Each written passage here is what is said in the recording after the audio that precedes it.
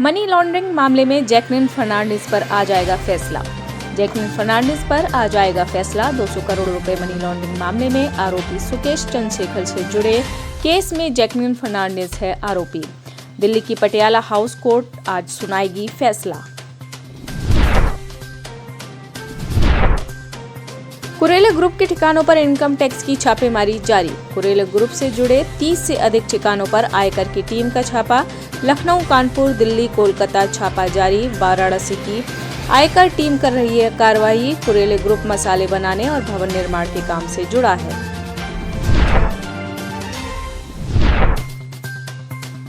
मन की बात के लिए प्रधानमंत्री ने विचार और सुझाव किए आमंत्रित। 27 नवंबर को सुबह 11 बजे मन की बात की आगामी कड़ी के लिए प्रधानमंत्री ने मांगे सुझाव और विचार। प्रधानमंत्री ने लोगों को विचार साझा करने के लिए किया आमंत्रित। रिकॉर्ड करने के लिए 1800117800 नंबर डायल करें। यजदान बिल्डर मामले में आज होगी कोर्ट में अहम सुनवाई। यजदान बिल्डर के मामले में आज सुबह 10 बजे होगी अहम सुनवाई। वायर्स और बिल्डर दोनों ही कर रहे हैं ध्वस्तीकरण की कार्रवाई का विरोध। एडवोकेट रमेश कालिया करेंगे बहस। फैसला आने तक नहीं होगी ध्वस्तीकरण की कार्रवाई।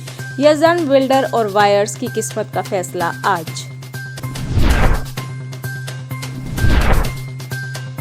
पुरानी पेंशन योजना को लेकर शिक्षकों का धरना प्रदर्शन। पुरानी पेंशन योजना को लेकर उत्तर प्रदेश प्राथमिक शिक्षा संघ आज 15 नवंबर को इको गार्डन में 1 दिवसीय धरना देगा।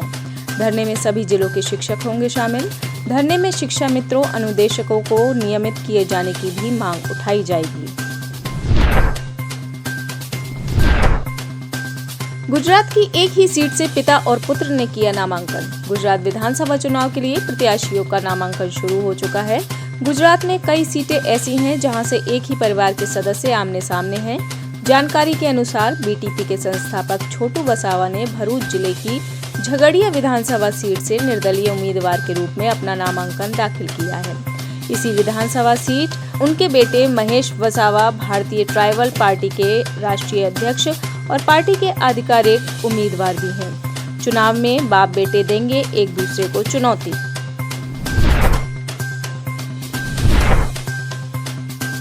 फिल्म इंडस्ट्री का सबसे महंगा तलाक, करिश्मा कपूर और संजय कपूर का तलाक। लाखों दिलों पर राज करने वाली करिश्मा कपूर की सगाई अभिषेक बच्चन से टूटने के बाद उन्होंने बिजनेसमैन संजय कपूर से शादी की। इस दौरान उनके 2 बच्चे भी हुए। कुछ दिनों बाद उनके रिश्तों में दरार आने के कारण उनका तलाक हो गया। तलाक के 14 करोड़ रुपए के साथ संजय कपूर ने करिश्मा को एक आलीशान घर भी दिया था, जहां आज एक्ट्रेस अपने बच्चों के साथ रहती हैं। इसके साथ ही संजय अपने दोनों बच्चों की परवरिश के लिए हर महीने 10 लाख रुपए करिश्मा कपूर को देते हैं। इस तरह इस तलाक को बी टाउन के सबसे महंगे तलाकों में गिना जाता है।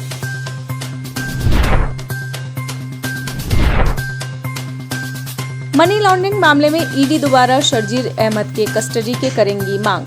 शर्जील रजा की कस्टडी रिमांड आज होगी पूरी। आज दोपहर 2 बजे तक शर्जील की कस्टडी रिमांड। 8 नवंबर से ईडी की कस्टडी रिमांड में है शर्जील। मनी लॉन्ड्रिंग मामले में ईडी ने किया है गिरफ्तार। आज दोपहर 12 बजे तक ईडी कोर्ट में करेंगी पेश। दोबारा शर्जील रजा की कस्टडी रिमांड मांगेंगी ईडी।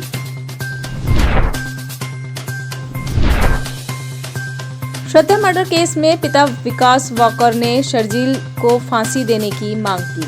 श्रद्धा मर्डर केस में गिरफ्तार हत्यारे आफताब अमीन को दिल्ली पुलिस ने फिलहाल मेहरौली थाने की जेल में रखा है। इस सेल में आफताब के अलावा और भी कैदी हैं। श्रद्धा के पिता विकास वॉकर इसे लव जिहाद का मामला बताते हुए शर्जील के फांसी की मांग की है। श्रद्धा के पिता का कहना है कि मैं चाहता हूं कि मेरी बेटी के कातिल को फांसी दी जाए। मुझे ये पूरी तरह से लव जिहाद का मामला लगता है। मैं कभी भी आफताब अमीन से नहीं मिला, लेकिन उसे फांसी होनी चाहिए।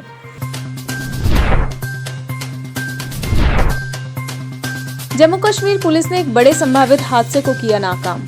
जम्मू के सतवारी थाने में फलिया मंडल पुलिस चौकी के पास एक संदिग्ध बैग बरामद किया गया, जिस बैग में जम्मू पुलिस को टाइमर के साथ 2 आईडीडी मिली।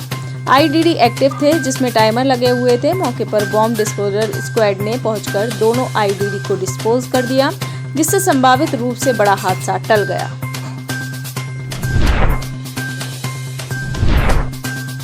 आवास लाभार्थियों के खाते में भेजी गई पहली किश्त।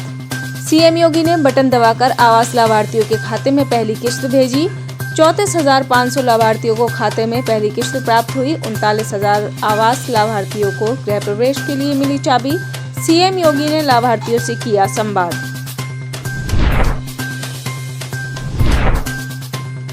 बिहार के दरभंगा जिले में किसानों को खेत में मिला डिवाइस लगा गिद्ध। बिहार के दरभंगा जिले में एक खेत में जीपीएस लगा गिद्ध मिला है। इस गिद्ध के पीठ पर एक कैमरा जैसा डिवाइस लगा हुआ है और इसके पंजे में एक रिंग की तरह कुछ लगा है। गिद्ध के शरीर में डिवाइस लगा देख ग्रामीणों ने तत्काल इसकी सूचना बहेड़ा थाना को दी। पुलिस ने मौके पर पहुंचकर इसकी जांच की और उच्च अधिकारियों और वन विभाग को इसकी सूचना दी तथा गिद्ध को पकड़कर वन विभाग को सौंपा।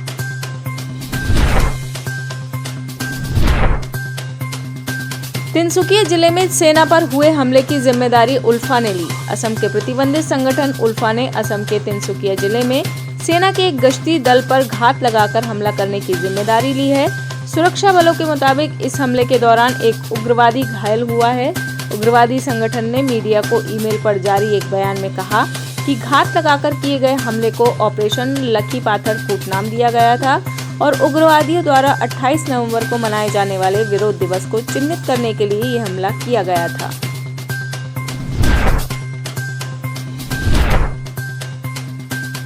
शिक्षा के मामले में भारतीय छात्रों की अमेरिका पहली अंतर्राष्ट्रीय पसंद। पढ़ाई या नौकरी के मामले में अमेरिका भारतीयों की हमेशा से पहली पसंद। इसका नतीजा अब ये है कि आज अमेरिका में भारतीय छात्रों की संख्या 11.8% से बढ़कर 21% हो चुकी है। कुछ महीनों में ही हम स्टडी इन यूएस के मामले में चीन को भी पीछे छोड़ देंगे।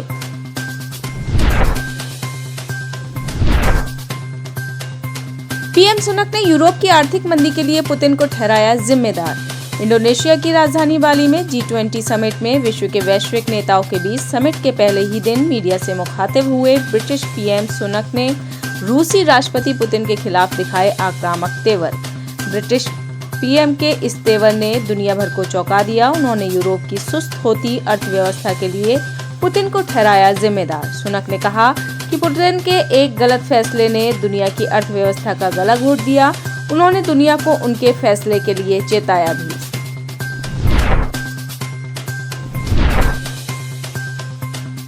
अकारण हुए गोलीबारी के बाद पाकिस्तान अफगानिस्तान सीमा बंद। पाकिस्तान अफगानिस्तान सीमा के बीच अकारण हुई गोलीबारी के बाद चमन सीमा, जो फ्रेंडशिप गेट भी कहा जाता है, 2 दिनों तक लगातार बंद रहा। यह पाकिस्तान के बलूचिस्तान क्षेत्र को अफगानिस्तान के कांधार से जोड़ता भी है। दोनों देशों के बीच पैदल यात्रा से लेकर सभी व्यापारी गतिविधियां बंद।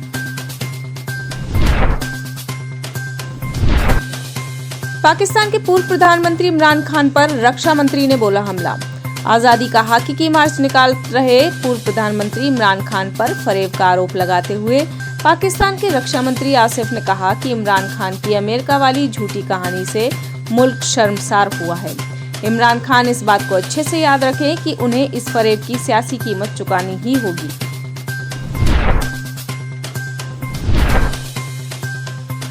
प्रधानमंत्री नरेंद्र मोदी ने इंडोनेशिया में भारतीय मूल के लोगों से की मुलाकात। इंडोनेशिया में G20 शिखर सम्मेलन से अलग एक कार्यक्रम में पीएम मोदी ने भारतीय समुदाय के लोगों से मुलाकात की और इस दौरान ड्रम बजाया।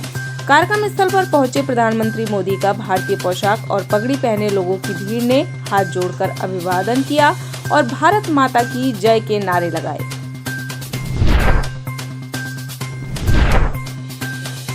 वेस्ट बैंक में 2 इजरायल व्यक्तियों की एक फलस्तीनी ने चाकू घोंपकर की हत्या। फलस्तीनी व्यक्ति ने मंगलवार को इजरायल के कब्जे वाले वेस्ट बैंक में इजरायल के 2 लोगों की चाकू घोंपकर हत्या कर दी और 4 अन्य को जख्मी कर दिया। बाद में इजरायल के सुरक्षा बलों ने उसे गोली मार दी, जिससे उसकी मौत हो गई। आप इस खबर के बारे में क्या सोचते हैं, हमें कमेंट सेक्शन में बताएं। साथ ही ब्रह्मास्त्र न्यूज को सब्सक्राइब और शेयर भी जरूर करें।